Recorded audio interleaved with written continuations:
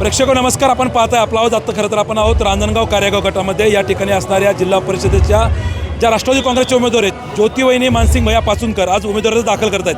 काही महिला समर्थक त्यांच्या आपल्यासोबत आहेत. ताई, काय सांगाल, आज वहिनी उमेदवारी अर्ज दाखल करत आहे, काय आपल्या भावना आहेत?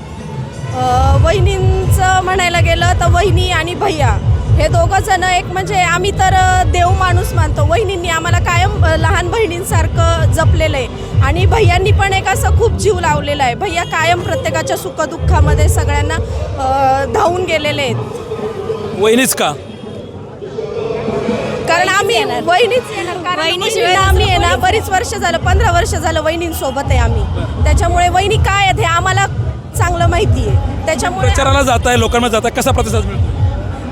प्रचंड मोठा प्रतिसाद आहे आणि सगळे आम्हाला तरी वाटतं ह्यावर्षी राष्ट्रवादीच पुन्हा.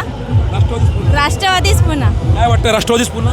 हो नक्कीच, याचा विश्वास 100%? 100%. चांगला उदंड असा प्रतिसाद मिळतोय. हो, खूप छान प्रतिसाद मिळतोय महिलांचा, पुरुष वर्गाचा, सगळ्यांचा. ज्योतिवहिनी असतील, महेश बापू फंड असतील, ते देखील या ठिकाणी 25,000 उभे आहेत. कसं वाटतं? खूप छान वाटतंय. बापूंना प्रतिसाद? बापूंना पण प्रतिसाद मिळेल, वहिनींना पण मिळणार. 100% विजय निश्चित. हो, 100% विजय. गुलाल आमचाच, हे आम्ही आधी पण सांगितलंय आणि आता पण सांगतोय. आपण पाहतोय की उदंड अशा प्रतिसाद या ठिकाणी महिलांचा आहे. 100% विजयाचा विश्वास ते या ठिकाणी ज्योतिवहिनी आणि महेश बापू फंड यांच्याबद्दल या ठिकाणी व्यक्त करत आहेत. अतुल परदेशी, रांजणगाव.